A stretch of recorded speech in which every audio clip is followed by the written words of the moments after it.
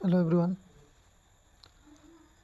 আজি আমি ডিছকাছ কৰিবলৈ লৈছোঁ half yearly examination class 10 general মেথছৰ কামৰূপ ডিষ্ট্ৰিক্টৰ কুৱেশ্যন পেপাৰৰ এম চি কিউ পাৰ্টখন।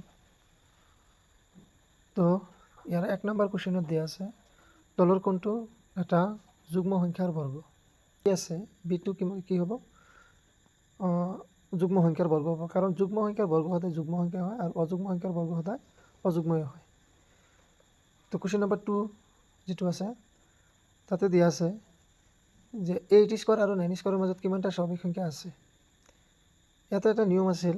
নিয়মটো হ'ল যিটো ইয়াৰ এই সৰু যিটো সংখ্যা থাকে তাৰ লগত 2 পূৰণ কৰি দিলে যিমান হয় সেইটোৱে 8 × 2 কিমান হয় 16।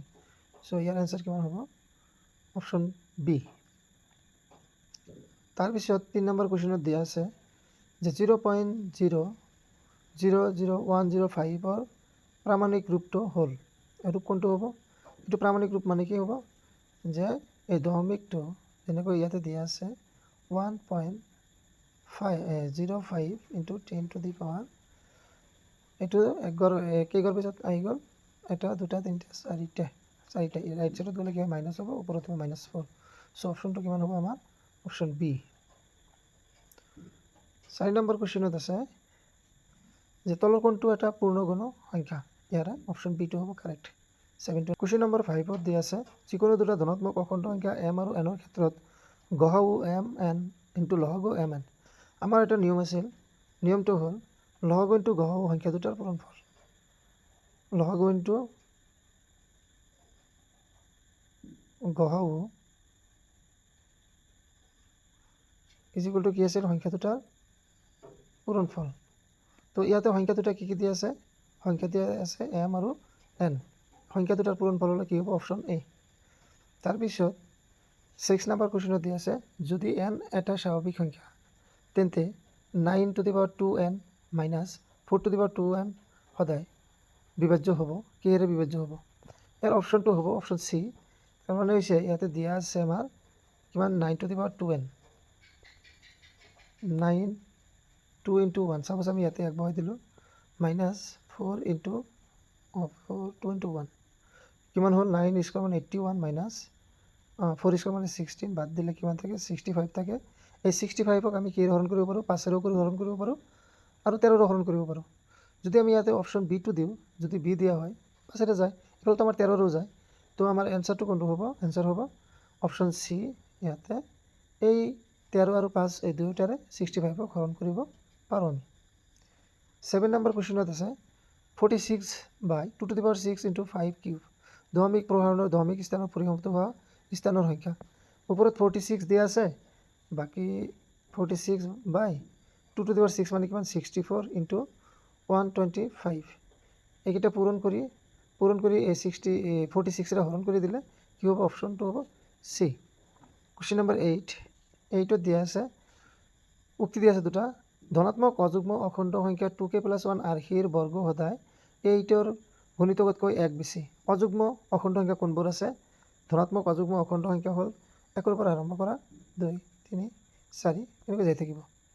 তো তুমি একবাৰ কি কৰিব পাৰা? ইয়াতে এই কেৰ জেগাত একবাৰ 1 বহাই চোৱা।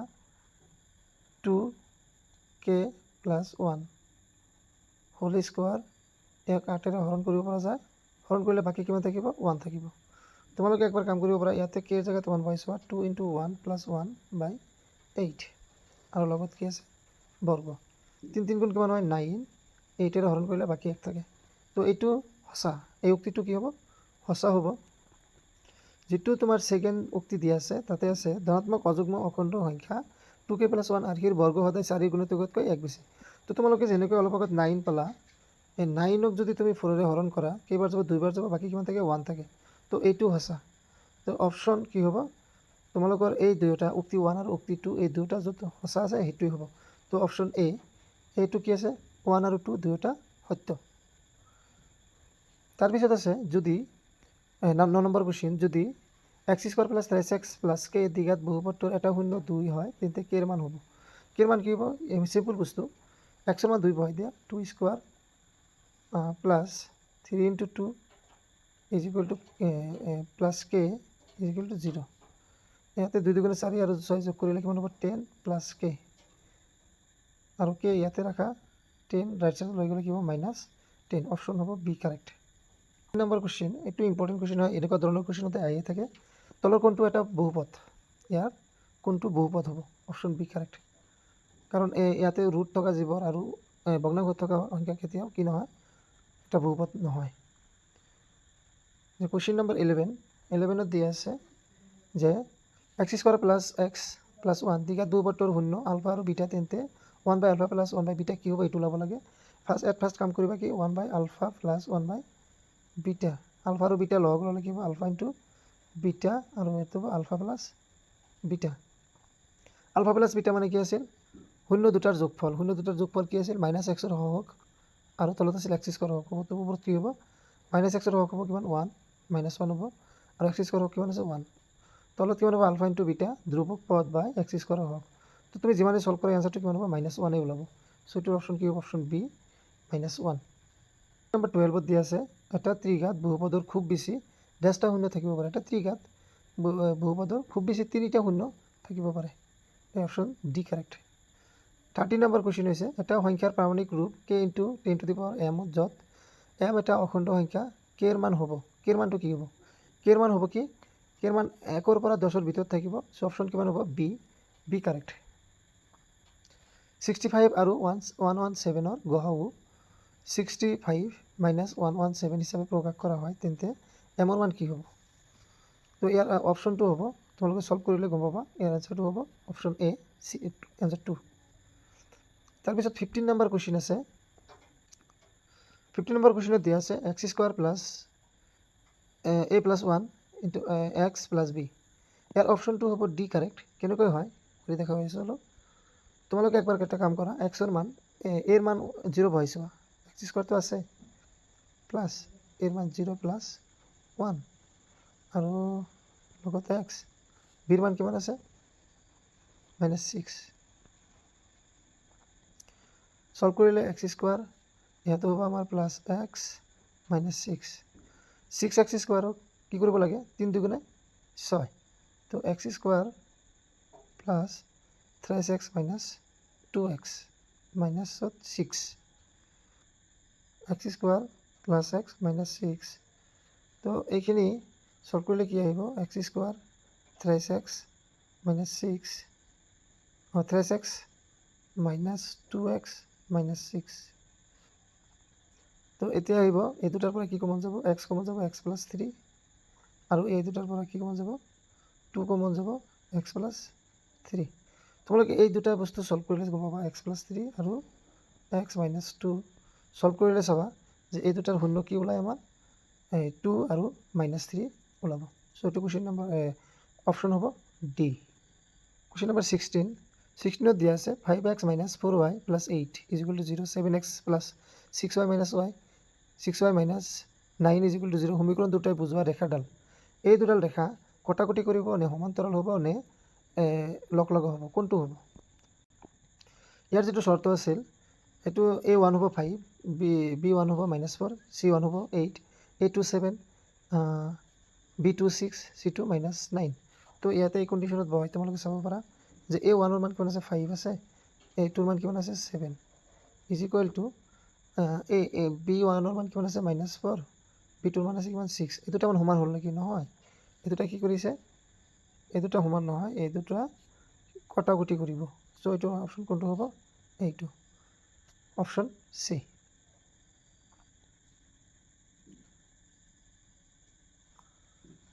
-17 নম্বৰ কুৱেশ্যন যিটো আছে দুডাল ৰেখা সমান্তৰাল, সিহঁতৰ এডাল ৰেখা দিয়া আছে -5x + 7y = 2 হ'লে আনডাল ৰেখা হ'ব পাৰে। দুটা ৰেখা সমান্তৰাল হোৱাৰ চৰ্ত কি আছিল আমাৰ? a1/a2 = b1/b2 is not equal to c1/c2। এইটো কণ্ডিশ্যনৰ যিটোৰ লগত মিলি যায় সেইটোৱে হ'ব। তোমালোকে চি নাম্বাৰৰ লগত মিলাই চাব পাৰা, এটা এটাকৈ গোটেইকেইটা মিলাব পাৰা।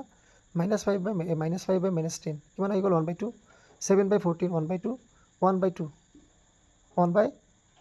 -2/4 এইটো কিমান হ'ব? এই চৰ্তটো প্ৰযোজ্য কৰিছে বা এইটো শর্ত মতে হৈছে এইটো শর্ত মতে হলে এইটো কি হয় সমান্তরাল হয় সো এটার অপশন কিমান হ'ব অপশন সি তাৰপিছত পিৰ 80 নম্বৰ কোশ্চেন পিৰ কি মানৰ বাবে তলত দিয়া সমীকৰণজোৰৰ এটা অদ্বিতীয় সমাধান আছে অদ্বিতীয় সমাধানৰ শৰ্ত কোনটো আছে এই কটাকটি কৰা এইটোৱে এটা মাত্ৰ সমাধান আছে a1/a2 is not equal to b1/b2 a1 ৰ মান কিমান আছে 4 b1 ৰ মান a2 ৰ মান কিমান আছে 2 is not equal to b1 ৰ মান কিমান আছে p b2 ৰ মান আছে 2 কটাকটি কৰিলে কিমান পাইছে দুইবাৰ ক্রস পূরণ করিলে p not is equal to 4 option কিমান হ'ব অপশন বি কারেক্ট 19 দিয়া আছে যে ax plus by plus c is equal to 0 সরলরেখাটার মূলবিন্দুর মাঝে যোৱাৰ শৰ্ত কোনটো হ'ব যদি c ৰ মান 0 হয় তেতিয়া এইটো মূলবিন্দুৰ মাজেৰে যাব সো অপশন হ'ব কিমান a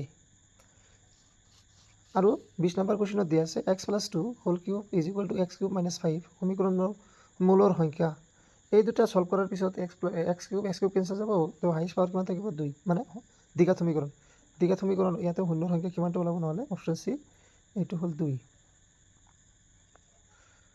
কোশ্চেন নম্বৰ 21 ত দিয়া আছে b square plus bx plus c is equal to 0 সমীকৰণৰ ভেদ নিৰূপক হল এতে কি দিয়া আছে b স্কয়াৰ মাইনাছ bx অলপ দ্বিঘাত সমীকৰণৰ যেটো আহি আছে এটো আছে ax square plus bx plus c কিন্তু ইয়াতে কি দিয়া আছে আমাৰ bx স্কয়াৰ দিয়া আছে সো ইয়াতে এই জায়গাত কি বহিব b বহিব তো কি নহয় যত মানে b স্কয়াৰ মাইনাছ 4 bc আছে হেতু option D correct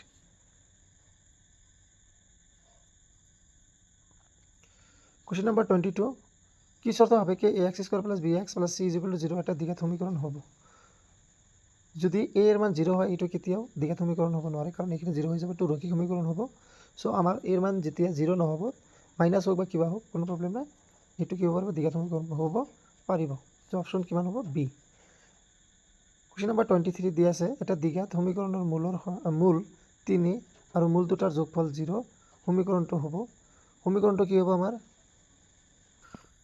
question number 23 এৰ আনসাৰটো হ'ব এ তাৰ পিছত তলৰ কোনটো সমীকৰণৰ এটা মূল 2 অপশন হ'ব সি কাৰেক্ট 25 নম্বৰ কোশ্চেনত দুটা সংখ্যাৰ যোগফল 27 আৰু গুণফল 182 সংখ্যা দুটা হ'ব 27 মানে কি 13 আৰু 14 যোগ কৰিলে 27 আৰু পূৰণ কৰিলে 182 হয় সো অপশন কি হ'ব বি কাৰেক্ট কোশ্চেন নম্বৰ 26 ত আছে সকলো ত্ৰিভুজ সদৃশ সকলো কোন ত্ৰিভুজৰ সদৃশ হয় সমবাহু ত্ৰিভুজ সদৃশ কোশ্চেন নম্বৰ কিমান আছে 27 নম্বৰত আনসাৰটো হ'ব কিমান 6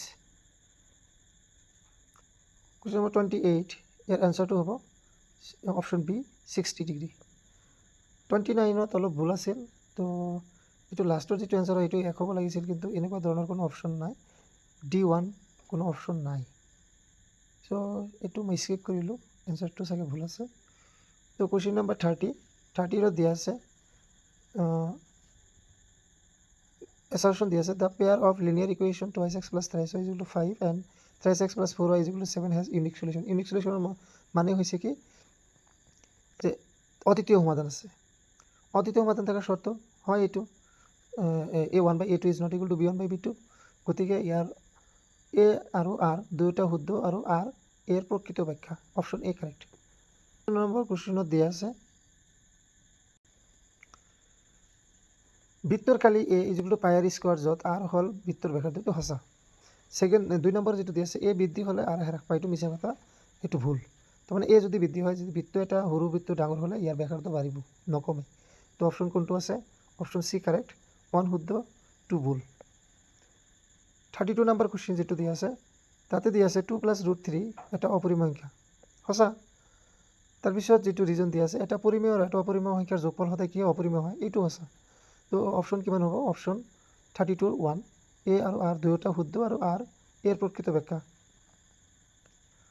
কোশ্চেন নম্বৰ 33 অপশন হ'ব অপশন বি 2 1 3 34 নম্বৰ কোশ্চেন নম্বৰ 34 হ'ব ইয়াৰ আনসাৰটো হ'ব 13 অপশন সি তলৰ কোনটো বিন্দু মূল বিন্দুৰ পৰা আটাইতকৈ ওচৰত আছে অপশন সি -3 আৰু -4 x অক্ষৰ ওপৰত থকা যিকোনো বিন্দুৰ আৰ্হি হ'ব x অক্ষৰ ওপৰত থকা যিকোনো বিন্দুৰ আৰ্হি হ'ব x 0 অপশন ডি তাৰ পিছত আছে 2a আৰু 0 আৰু 0 2b বিন্দু সংযোগী ৰেখাৰ মধ্যবিন্দুৰ স্থানাঙ্ক অপশন এ ab মূলবিন্দুৰ পৰা পি এক্স ৱাই বিন্দুটোৰ দূৰত্ব হ'ল কিমান হ'ব? Option D correct. দুটা বিন্দুৰ মাজত দূৰত্ব ওলালে গম পাবা। মূলবিন্দু কি দিয়া আছিল?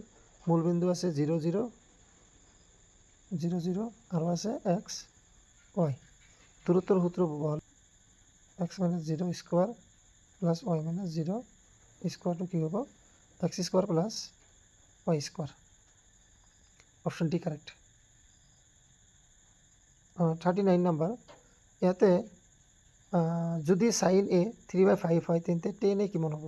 টেন এ ইয়াৰ এনচাৰটো হ'ব অপশ্যন এ। এইটো ওলালে 40 নাম্বাৰ কুৱেশ্যন। 1035 1060 1055 1030 ডিগ্ৰী এইটো সলভ কৰিলে পাবা অপশ্যন হ'ব চি কাৰেক্ট। থিটাৰ কিমানৰ বাবে tan theta is equal two কট থিটা? 1045 আৰু কট 45ৰ মান 1 দুয়োটা চেম, গতিকে অপশ্যনটো হ'ব ডি কাৰেক্ট 45। 42 নাম্বাৰ কুৱেশ্যন হ'ব তলৰ কোণটো কচেক থিটাৰ। 43 নাম্বাৰ কুৱেশ্যন, তাতে দিয়া আছে বুল অবেদটো বাছনি কৰা। বুল অবেদ মানে first ৰুটটো sign square plus A plus কচ স্কোৱাৰ ইজ ইকুৱেল টু 1 টো সঁচা। তাৰপিছত তোমাৰ ছেকেণ্ড যিটো দিয়া আছে এইটো সঁচা, থাৰ্ড যিটো দিয়া আছে সেইটো সঁচা, অকল ডি নাম্বাৰটো সঁচা নহয়। তো এইটো কি হ'ব? শুদ্ধ এনচাৰটো অপশ্যন ডি, কাৰণ বুলটো ওলাব দিছে আমাৰ। 44 নাম্বাৰ কুৱেশ্যন যিটো আছে x square plus p x plus q is equal to 0। সমীকৰণৰ দুটা বাস্তৱ আৰু অসমান হোৱাৰ চৰ্ত। বাস্তৱ আৰু অসমান হোৱাৰ চৰ্ত কি আছিল? B square minus 4ac is greater than 0। তো ইয়াতে 4ac নাই, বি স্কোৱাৰ মাইনাছটো নাই, ইয়াতে দিয়া আছে পি স্কোৱাৰ মাইনাছ 4ac জেগাত এ জেগাত কি আছে? 1 আছে আৰু চিৰ জেগাত কি আছে? কিউ আছে। তো অপশ্যন ডি কাৰেক্ট। 45 নম্বৰ কুৱেশ্যনৰ এনচাৰ হ'ব অপশ্যন বি 9।